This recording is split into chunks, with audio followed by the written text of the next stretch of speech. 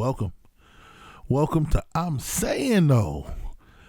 It's your host, BigDev, 1/3 of the DMST Podcast, man. What can I say about DMST? It's going to be DMST forever. You understand what I'm saying?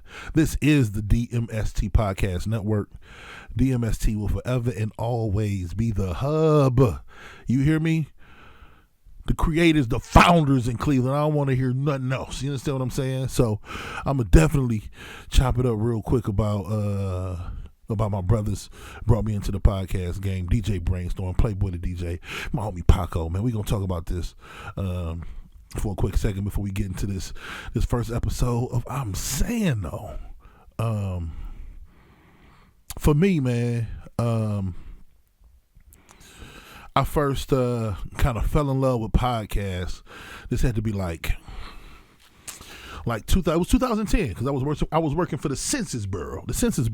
Now I wasn't going door to door, but I was working for I was doing payroll. You know what I'm saying? I would come in overnight, do payroll till like I think I had like a 10 p.m., 6 a.m. shift, and I would listen to the Monday morning podcast with Bill Burr while I was doing payroll. And so like, cause they would get paid. Like it was the dudes to come and the ladies come knock on your door, you know what I mean, ask you questions about, you know, everything in your life, you know what I'm saying? Like, so those people that would go door to door doing the census, they would get paid like the next day or 48 hours, something crazy. So we would have to come in and turn over all those payroll slips. So, you know, I'd be working my way through them, listening to Bill Burr, and it was just so cool to listen to Bill Burr.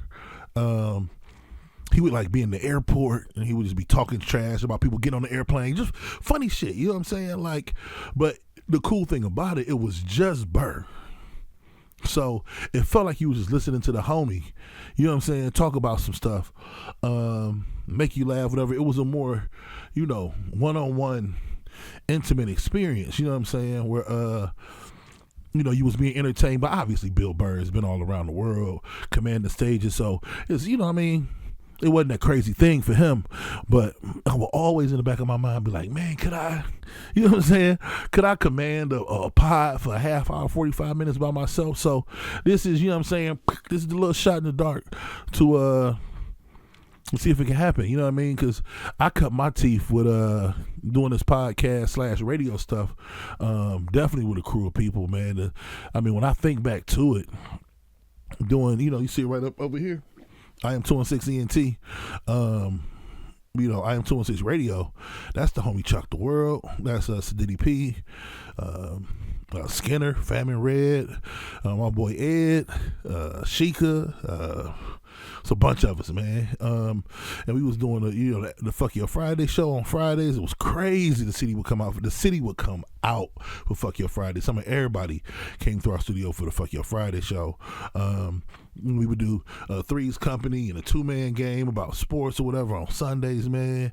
It was just, and those was, in essence, those was podcasts. You know what I mean? We would sit around, we'd turn the mics on. It was internet radio, but we would be talking that shit, playing music, having conversations about life, about love, about interactions. And in essence, that was podcast stuff, man. That was my first time really cutting through the podcast game. But the thing about that, it was just internet radio. So it was live, we were broadcasting to be done. It was no post-edit stuff like you do a podcast. So I didn't really get to cut my teeth with that to the homies. DJ Brainstorm and Playboy, after they had, you know, moved on from when Paco was rocking with DMST, even though Paco, his brother, and I came back into the fold, doing a bunch of stuff with him over the last couple of years. But I came in as the third member of DMST Podcast, and I can't thank them enough, man. Like we was in Mo's dining room, in Brainstorm's dining room, doing the podcast, man. And like I said, I had a couple studios before that, and I'm like, man, we gotta branch out. We gotta get a studio space. We gotta meet people. Once you get into those different spaces, you just meet people in the hallway. You know what I'm saying? Meet people with different businesses. So I was able to branch out, do some stuff with DMST Podcast, man, grow it. That's why everything we can continue to do, because we're not done, everything we're going to continue to do is going to be under the umbrella of DMST. So, excuse me. So what we're doing here with I'm Sayin Tho is under the DMST Podcast network. So we're gonna continue to grow that network. Brainstorm ain't done. I'm gonna be honest, I haven't spoken about this kind of stuff with Playboy, but I'm pretty sure he ain't done. I don't think we done doing the live show, the Pod and R&B. So stay on the lookout for DMST stuff, man. But for right now, it's I'm Sayin Tho, and me and Brainstorm were talking about this a lot when we was doing the pod together as a unit, where things would happen. Like I remember like Nipsey had passed or whatever, and when Nipsey passed, and we was on the air. We had just finished up. Actually, we was doing an afterthought, something like that. We was doing, but like that story happened, and we were recording on Sundays, and so much stuff would happen either right after the pod, or on a Monday, or on a Tuesday, or on a Wednesday, and it would sometimes dig into our flexibility, because by the time we got to it, on a weekend or something like that, it was 4 or 5 days old, news cycle passed, boom. So with this, it gives me the ability to, something happens, crank up the camera, turn on the microphone, get to it. You know what I'm saying? It was crazy. I had announced that I was going to do this a couple weeks ago, and right after that, the Diddy stuff happened. And I'm like, damn, of course, man, I'm about to miss all this Diddy stuff. But luckily for me, it had legs. You understand what I'm saying? So I'm definitely going to get into that today. But before I did all that stuff and got into traditional podcast stuff, I had to take the time out to thank my brothers, thank DJ Brainstorm, thank Playboy the DJ. Let y'all know we ain't done, man. We ain't done. Life just ends up happening, and the way we were doing things could no longer continue the way that they were going. But like I said, we ain't done, man. We're not done. You will hear more stuff from the homies. But in the meantime, let's get into it. And speaking of Diddy. So with DMST, when we would talk about stuff, we didn't want to just come on here and be like, oh man, that nigga had lube, he had baby oil. We wanted to, even though that's funny as fuck, and we're gonna get into that, we also wanted to bring a perspective that wasn't the norm, or talk about some stuff that wasn't just the average talking points that was going on at the time. Try to give a bit of a different perspective. You understand what I'm saying? Try to look at this thing from a different angle. See if we could put our own spin on things to maybe help people see stuff from a different point of view. You know what I'm saying? So that's where I kind of come from with this Diddy situation. Is it hilarious? Yeah. Is it funny? Is it, the jokes gonna come. The jokes are easy. But it's a deeper issue going on here, especially with us, especially with black people. And oftentimes, I'm not gonna lie, you niggas frustrate me a lot. And especially in situations like this, you niggas tend to get on my goddamn nerves. And this is no different. You hear people. So I saw some memes or whatever. Obviously, shout out to the internet. We're gonna get into more stuff about Instagram and Facebook and shit like that too in a minute too. But I saw a couple memes and some posts and people talking about, Harvey Weinstein and Jeffrey Epstein, and the big one is Hugh Hefner. People like, man, Diddy on some freaky shit, and Hugh Hefner had the Playboy mansion for years, and this ain't nothing but some shit that Hugh Hefner already did. They trying to bring this black man down for.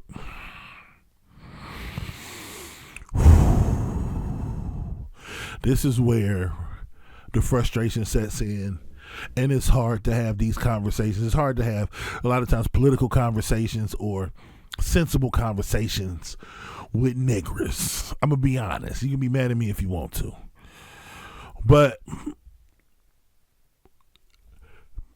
Diddy going to jail just like the other people went to jail. Like Harvey Weinstein went to jail. Jeffrey Epstein was arrested, went to jail, and committed suicide, allegedly, or whatever. Committed suicide, or somebody killed him, allegedly. Whatever happened. These people did these things and they went to jail. Now, people talk about Hugh Hefner. The thing about Hugh Hefner is he got lucky. If we did any research, like I just so happened to do, Hugh Hefner got lucky. Hugh Hefner died on September 27, 2017. That was exactly 3 months before the article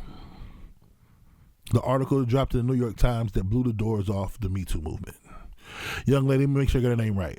By the name of Maria, I don't know, Giese, Giese, filmmaker, feminist. She wrote an article in New York Times in December of 2017, blew the doors off of Me Too. And then Harvey Weinstein went down, blah, blah, blah, and the dominoes fell. So this Hugh Hefner argument is futile. Hugh Hef would have went down with this too. Me Too came, he just so happened to die in September. And this shit didn't hit the mainstream until 2017. I mean, to December 27, 2017. So he would have been way up out of here. The egregious, the grotto and all that kind of nonsense. So this concept that Hugh Hefner didn't get the same, nobody was getting that smoke prior to, I can say nobody, but nobody was really getting that smoke. Really, really, really getting that smoke. Into that December 27th, 2017 article in the New York Times. After that, hide your kids, hide your wife, everybody getting looked at. They are looking at them at every rock to try to find out if you did something in your past that had to do with these women and trafficking and whatever the case may be. You understand what I'm saying? Like, that's when it happened. So to say Diddy's not getting that, he ain't getting the same treatment Hugh Hefner got, it's just, it's not a valid argument, because the people who, the Weinsteins and the Epsteins, the people who came on, they went to jail. And Epstein, shout out, rest in peace, is up out of here. The facts are that if, and I'm going to say if, because we don't know yet, this is allegedly, all right? But the facts are that if Diddy paid women or men, okay, to engage in sex acts, that by itself is illegal. We do know that, right? Paying for the cooch is illegal. Paying for the puss, paying for some pain is illegal. Do we not understand that? That alone, this culture we've created where we don't, let me slow down. Let me slow down because I got more to get to. Then if they were paid to travel across state lines to give up that peen or puss, it's also illegal. It's called human trafficking. What don't we understand about this? We've created this culture where legality, the lines of legality is blurred. Now, I understand why, though. I understand why, especially in the hip-hop community. I get it. You know what I'm saying? Like, we blur the lines coming up. You know, I don't know about all y'all, but there's been times I didn't have to stuff my pocket with a little fudge brownie from the store and a quart of water or some shit like that to get something to eat. We all blur the lines. Grab a bag of chips. Something stupid. Stealing, doing something, stealing bikes. We all blur the line. I get it. But if you exchange money with someone and they give you sex, it's called prostitution and it's illegal. If you get somebody to come from another state and you give them money to have sex with you or others, that's prostitution and human trafficking. We've created such a culture that we don't understand fully that y'all do understand that flying them girls out and paying them girls and then cracking them cheeks is human trafficking. I know it's cute for the songs and she get a little Birkin. That's illegal. It's an illegal act to say, hey, little shorty from Topeka, Kansas, come visit me in Hartford, Connecticut, and I got a band for you. Here go the buddy pass, number blah, blah, blah, blah, blah, the flight leave. That's human trafficking. The human is using a mode of transportation to bring in illegal good, which is that illegal puss she's selling you. That's illegal, bro. So we got all these artists and these people trying to defend Diddy. Like, man, Diddy just freaky. Yeah, he's freaky and illegal. So off that stuff alone, they're talking about the male sex workers that were coming across state lines. It was all consensual. If you picked up shorty on the strip somewhere, I don't know where they do it in Cleveland, but 30th, shout out to my homie Playboy. You pick up a chick off 30th, your defense of the police can be like, I mean, she wanted to suck my dick. That can't be that. I don't care if it was consensual, you fucking dummy. It's illegal. But we've blurred the lines for so long, especially in this hip hop community. We got to be honest with ourselves, man. We got to be honest. We got to be honest. We got to be honest. I know deep down right now you want to rebut me right now. Pause. But I know you want to rebut. I know you want to rebut, but we got to be honest. We got to be honest. We got to be honest. We have told the line for too long. And some of the shit that we rap about in these songs and sing about in these songs and brag about in these videos, it's illegal. All this purple drink, that shit's illegal. These drugs you're consuming is illegal. Having the 3 AKs with the serial number scratched off alone, go to jail, nigga. It's illegal shit. I don't care if you was just trying to bust a nut. Trying to bust a nut with somebody you paid money to is illegal, little boosie. It's not just being freaky. I'm sorry. He's an illegal freak. And when you create this world where there's clearly illegal shit, clearly illegal shit is being excused,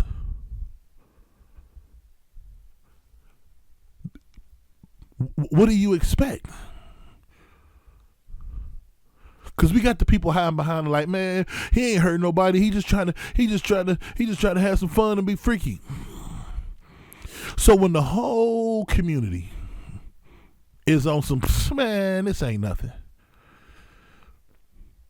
and a victim come out and say, hey, I'm actually hurt about this shit that's going on, now don't nobody believe the victim. Better yet, we fostering the atmosphere that's okay in the shit.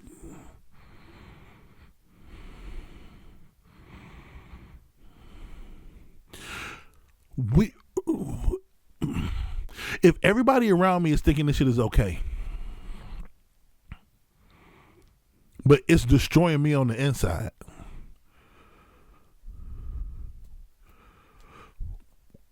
why do you think I would be so quick to come out? I mean, why would you think somebody would be so quick to come out and be like, hey, he did this to me? Because in my mind, all of this shit is okayed by everybody.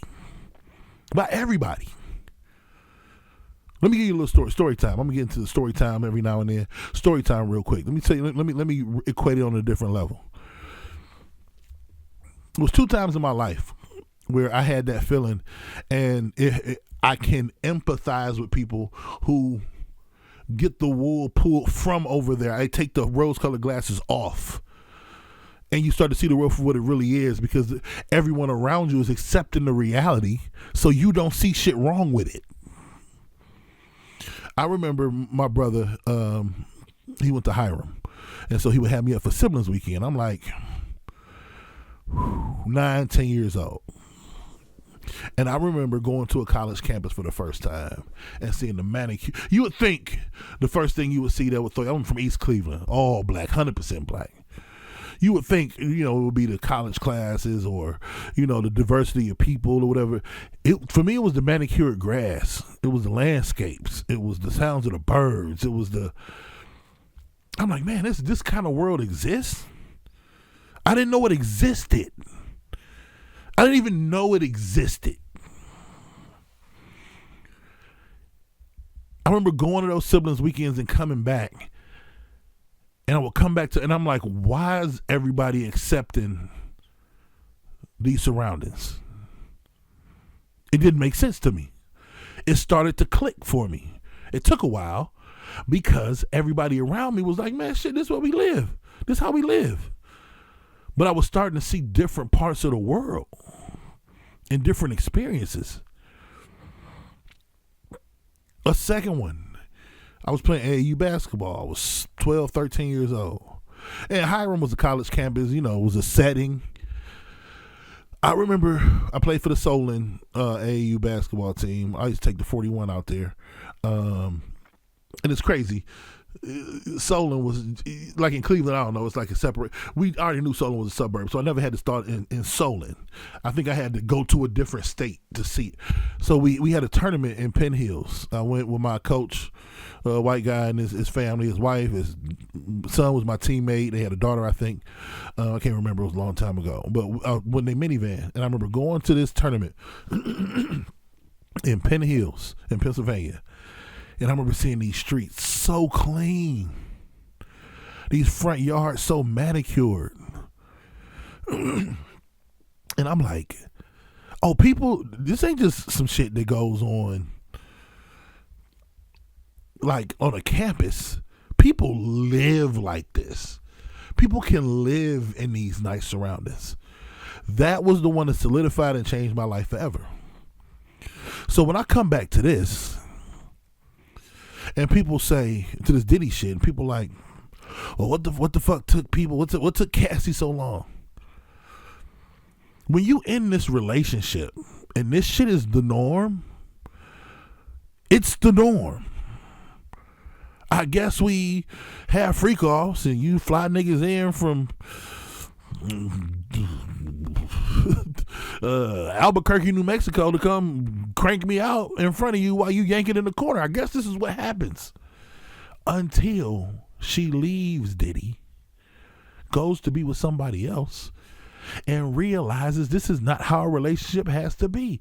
Not only is this relationship different, what I experienced was fucked up. But we're so busy fostering these goddamn communities where all this shit is accepted that we can't see the forest for the goddamn trees. The fucking hip hop community is so convoluted and fucked up. Coochie pink and booty holes brown and just bullshit everywhere. That when people raise their head up and they look around and realize we've been naming albums after Purple Drank, Illegal to the Motherfucker, Fuck the Police. Take that mentality out into the world and see how easy it is for you to get your ass back home. Like we take this shit, we've created this fucking murky, dirty ass culture that we don't even understand. And when people get a chance to unplug from the shit, they're like, this shit is crazy. And if you experience the craziest other crazy like a Cassie, I can completely understand why in the moment I remember living in East Cleveland and not understanding that there was something different. Not fully grasping that there was a different life until I experienced it and saw it and realized this is what I want out of it. So you got to ask yourself, in that culture, what incentive does anybody have to come forward if everybody is saying the shit that they experiencing is okay? You at this party, everybody and their mama at the goddamn party. It is being condoned.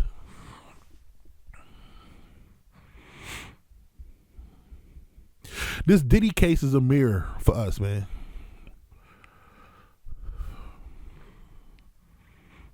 It's a mirror for the hip hop community, bro. Another quick little story, man. When I was in college, I played offensive line. Shout out to Gannett University. Shout out to my teammates. Shout out to Coach Vott, who did this. My junior and senior year, our offensive line coach. He would come to us. So before the game, he would come to us. But even before that, during the weekend practice, we would have these. We would, go over play. You practice. And his motto, you can't say it now, in 2024 with all this pause shit, is fuck your buddy. What it means, I say F your buddy from here on out. What it means is do your job. Don't worry about the man next to you, because if the man next to you, I know everybody gets some football jargon, but if the left tackle, then the left guard, then the center, the right guard, the right tackle, the tight end, if all of them independently do their job, we'll be okay. So don't worry about the person next to you, because that man's going to do his job, you do your job, and so on and so forth.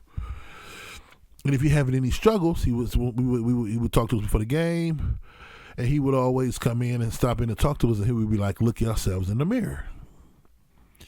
And our dumb 19 to 21-year-old asses, once he was done talking, would go pile up in the bathroom. This damn mirror couldn't be no more than like 16 by 12. And we would try to look in the mirror at the same time. We'd all get all our faces into the goddamn mirror so we could see each other, to look each other in the mirror. And one day he caught us and he ripped us to shreds.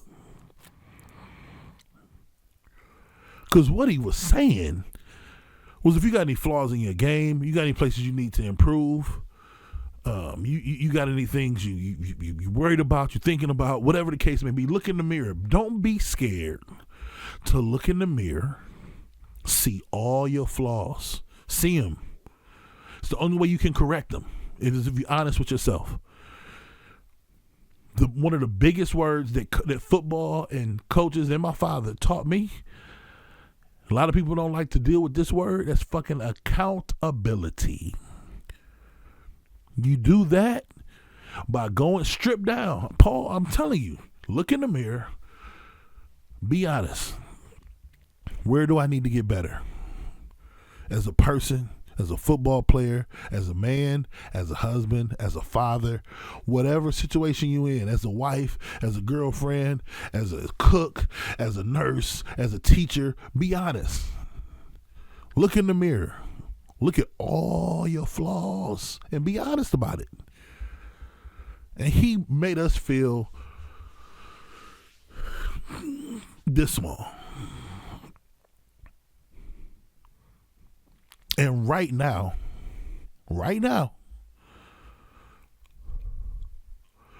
hip hop got to look in the mirror. Because when you think about the shit,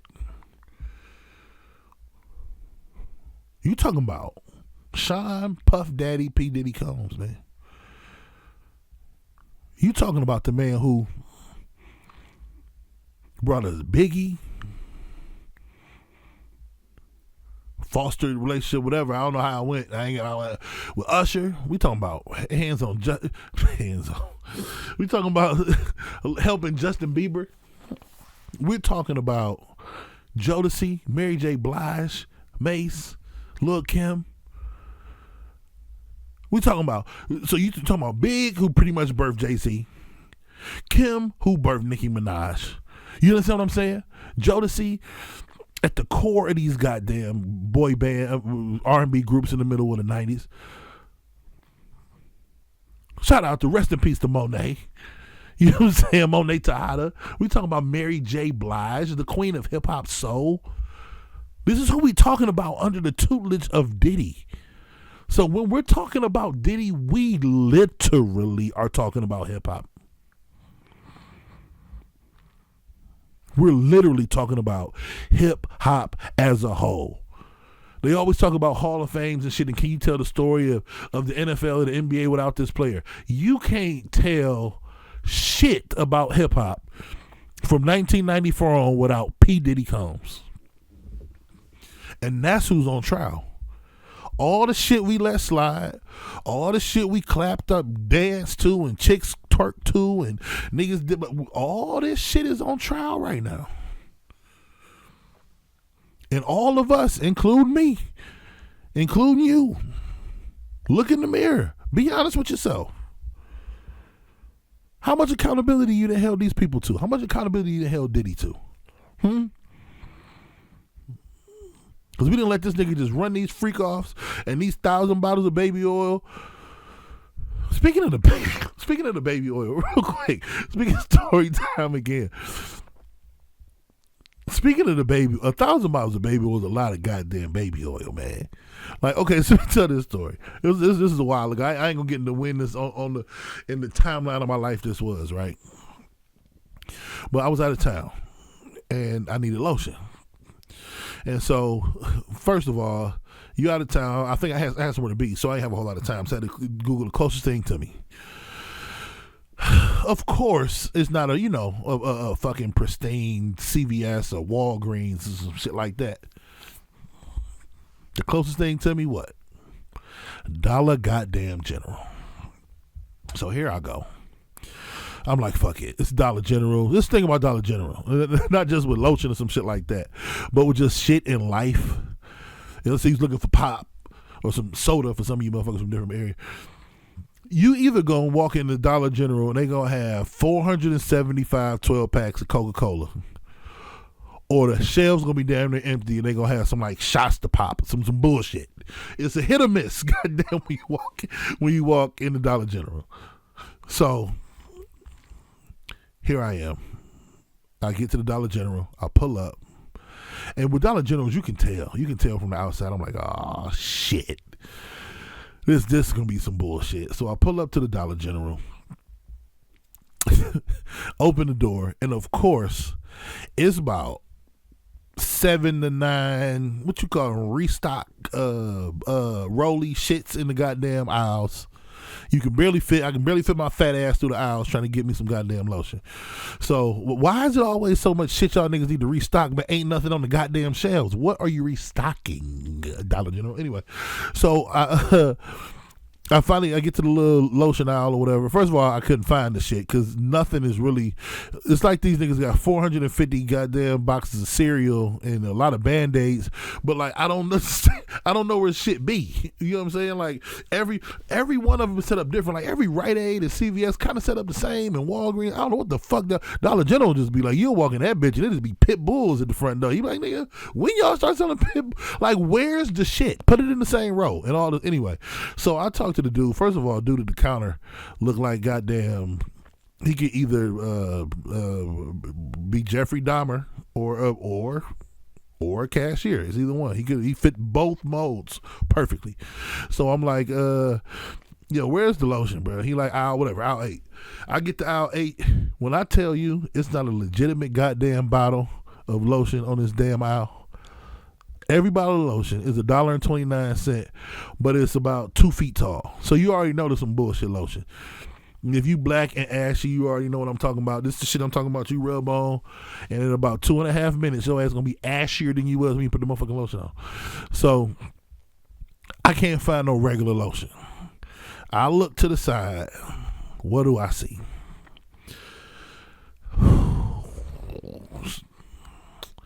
Some goddamn baby oil.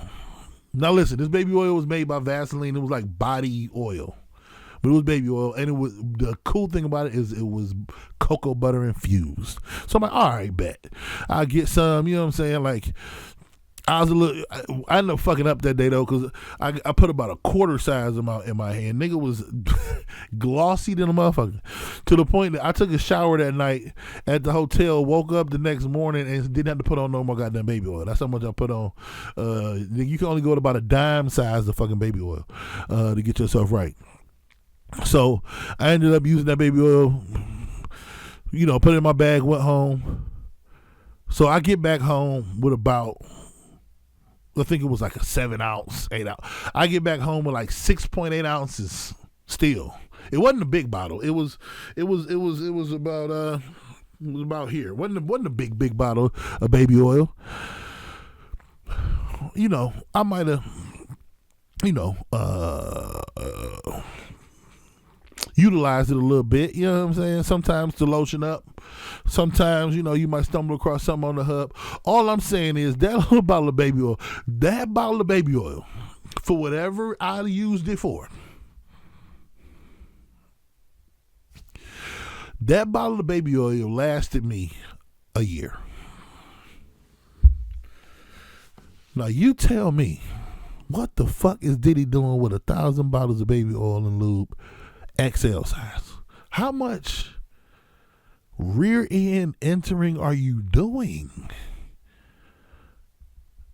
Like,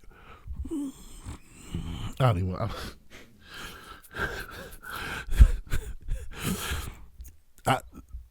The baby oil shit to me is the thing. It's funny as fuck, but it shows the addiction the nigga had to anal entry. That's crazy. There's only one reason you're using it. You either, but he used to yank the meat a lot while he watched, so it's probably for yanking. But you also know it was for stabbing too, man. $1,000. So all I want to say is this. In a nutshell, with Diddy on trial, hip hop is going to be on trial. It can't be the same after this. It cannot be the same after this. We can't run from it. So all that shit that hip hop and co-signed for years about, we might fuck around, be found guilty on all counts. So we just got to figure out who got the strength to look in the mirror and be honest about it when it comes to hip hop, man. So I don't know what y'all think about it. Hey, if you got any thoughts about it, hit me. Let me know. TheRealBigDev216@gmail.com. TheRealBigDev216@gmail.com. You can still hit me up at DMST BOYZ on Instagram. So TheRealBigDev216. Or if you want to get a little bit more in depth, you can email the kid. I'm Sayin Tho Pod. I'm Sayin Tho. I am SAYINTHOPOD @gmail.com. I'm Sayin Tho Pod @gmail.com. Hit me up. Tell me what you think about it. Is hip hop on trial? Is this Diddy case a mirror for hip hop? Let me know.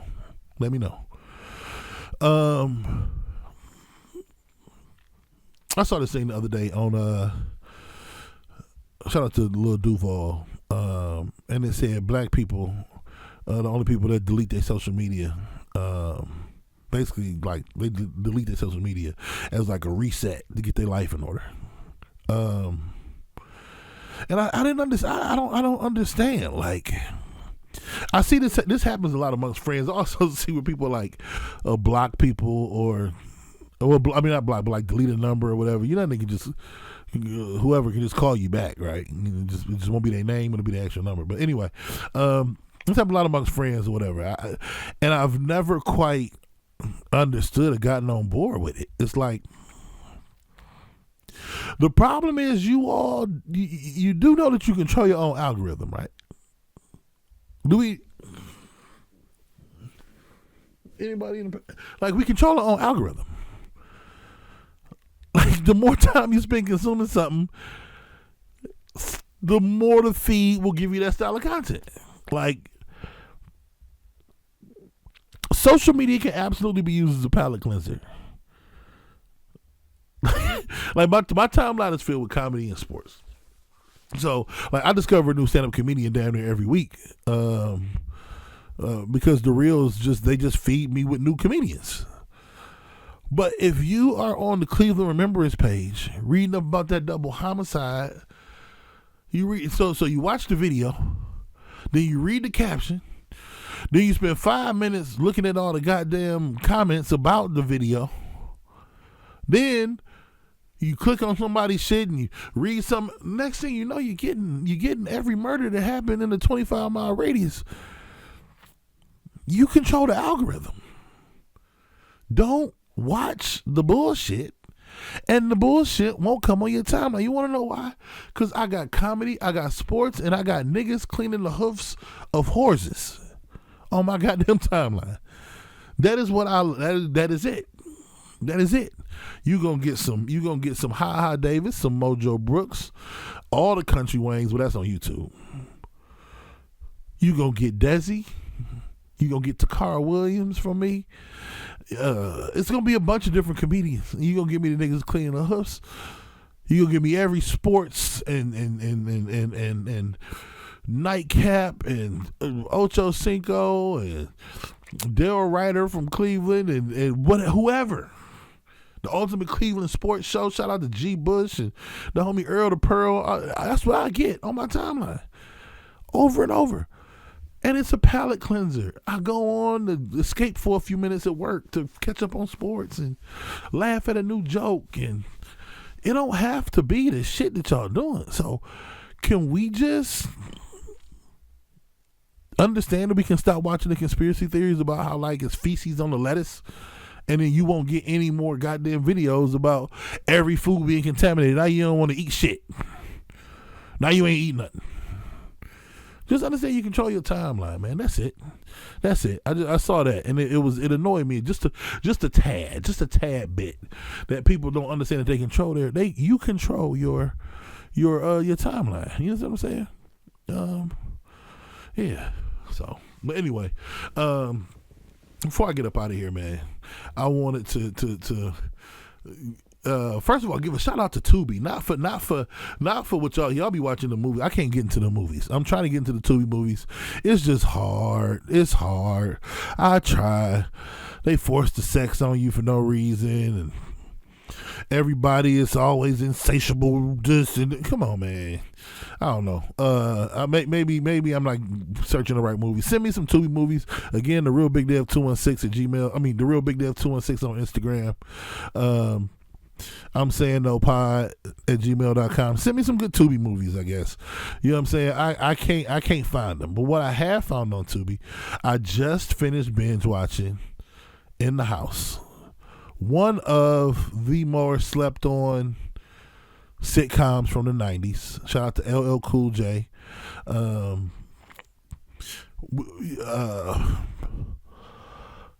of the biggest fall offs. I remember being a teenager and thinking Maya Campbell, to me, let me tell you what Maya Campbell was.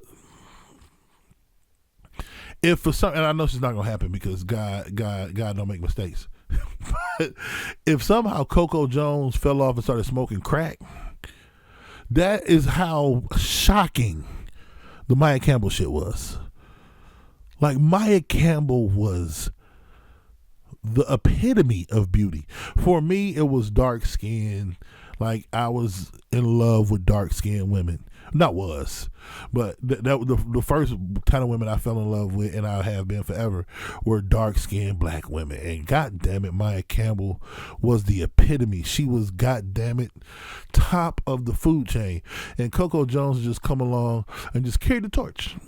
But Maya Campbell was something special in fucking In the House. But anyway, In the House as a whole was a really, really, really good show, man. Kim Wayans ended up coming on there and killing it. Alfonso Ribeiro ended up coming on there. Carlton from Fresh Prince and playing the doctor. Also one of the biggest fall offs too, Lark Voorhees ended up coming on there and being Alfonso's wife towards the end.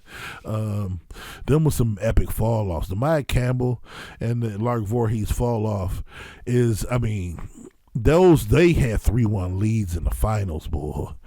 Them was they fumbled the bag. That was all time. Like, I don't know if there's ever, can anybody, I don't know if there's ever been a more beautiful tandem on the show than Prime Maya Campbell and Prime Lark Voorhees. I'm talking about that's Prime Steph and KD on the same roster. That was great with LL Cool J being Draymond Green. Like that was That would pause. I'm just saying, like, hearing the show.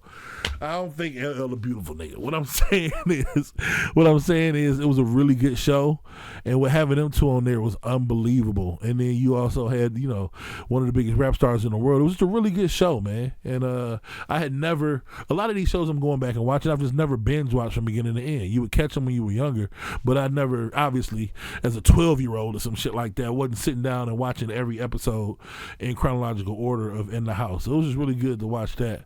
And then I just started, which is probably, in my opinion, the most underrated father. We don't ever talk about him when it comes to black sitcoms, but he definitely is one of the best. He did a hell of a job. I'm watching The Parenthood with Robert Townsend. That show had Robert Townsend, Faison Love. Speaking of another prime tenderoni, Reagan Gomez was on there. But Robert Townsend did a hell of a job on that show. I don't know why he don't get the love. Maybe because he wasn't as chunky as the other dads or some shit like that. I don't understand it. He's a amazing sitcom dad, like a really good one, man. If you don't believe me, go back and check it out. He's just, comedic timing was good. Everything about it. He was what you would kind of want a dad to be. He was goofy. He was cool, man. Like Robert Townsend just never, like, this is not like even like a. Sometimes I don't think I've ever heard somebody mention Robert Townsend and The Parenthood when it comes to like TV dads and these sitcoms, but The Parenthood was underrated, and Robert Townsend is definitely underrated. I think the problem why this show got the flack it did was because that son got them goddamn Jada Pinkett braids and shit. The ones where you burnt the tips and shit, the plastic tips at the bottom of all of them. Them bitches was hard. If you slang them motherfuckers, you can cut your cheek. That nigga got them goddamn plastic tip Jada Pinkett braids, and it brought the show down from like a 7.5 to a 2. That nigga need his ass up. I don't even remember his name. You know what? I would have some shit up here. I'm about to look his name up. What the hell is this dude's name? Them Jada Pinkett braids is against the law. The Parenthood. There we go. What's this dude's name, man? Kenny Blank. Michael Peterson. Kenny Blank in them goddamn braids. If you do not know what I'm talking about, please Google Kenny Blank. And Kenny Blank need his ass whooped for this Bobbiana nigga. First of all, the first two are double the length of the rest of them. Then he got the audacity to have them bitches going perfectly up to the back like T-Boz, nigga. I take that back. Kenny Blank is the reason why this show never got the respect it deserved. Because this nigga don't deserve the respect he deserved. He don't deserve it. He don't deserve it with them goddamn braids. You held back The Parenthood, brother. You held him back, and you need to be reprimanded for that. Kenny Blank. Goddamn Michael Peterson. You know how sometimes the sister talks shit about the goddamn the brother and it's always funny and comedic timing. No, I agree. Reagan Gomez, your big brother ain't shit for them goddamn braids. He ain't shit for them braids.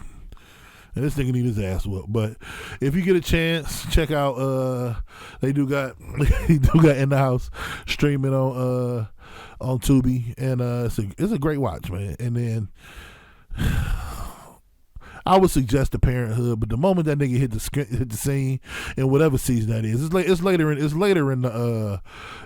the series though. So you might be able to get a couple seasons out the way with this nigga looking like a respectable African American human being until he put them goddamn burnt tips in his head, man, and then it went downhill from there. But no, shout out to The Parenthood. I think is one of the most underrated joints of all time. The only fucking drawback I got from In the House is I feel like we was cheated from a fire ass intro. How in the hell did LL Cool J not have the firest of the fire? Your ladies love Cool James, and all you gave us was we in the house. That's all you gave us.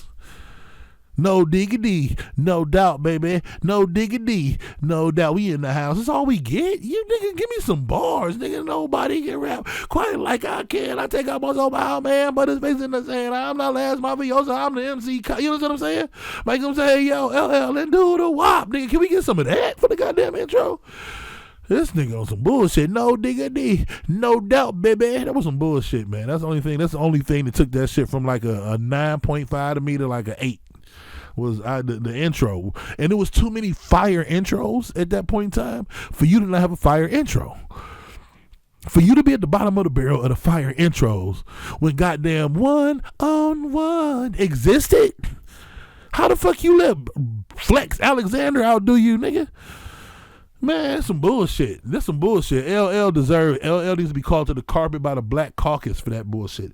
But anyway, I want to thank y'all for rocking with me for the first episode of I'm Sayin Tho. I hope I ain't get too whatever with the Diddy stuff, but it's real, man. You can find a funny in it any time of day, but I think this shit got a real more serious undertone for us as a people. So we're gonna get back to whatever topics going forward, whatever we want to talk about out here. There's no roadmap. We're gonna get to it, man. We're gonna get to it on the pod, and we'll have some guests incorporated, some live stuff where I'll be on remote. When I do have guests, I might go to the guests with the pod. So we'll see how this goes. But other than that, probably have some sports stuff coming. Hey, this is shout out to the homie Cat Daniil.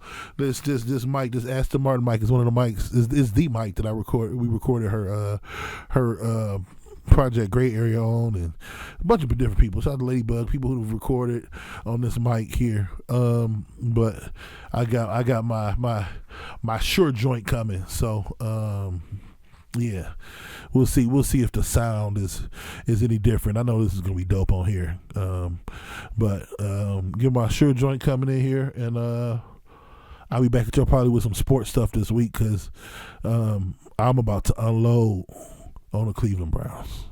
Unload. So thank you for anybody that listened. Thank you for tuning in. I appreciate it from the bottom of my heart. My goal is to bring content that you can think about, laugh at, develop an opinion on, and I'm an open book.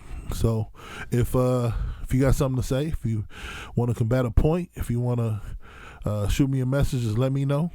Again, thank you for having me for the first I'm Sayin Tho Podcast. And if you ever listen to a DMST podcast, you already know I got it here finally behind me. Words from my father, man. Do what needs to be done when it needs to be done, whether you like it or not. I say it again, do what needs to be done when it needs to be done, whether you like it or not. Peace. I'm out.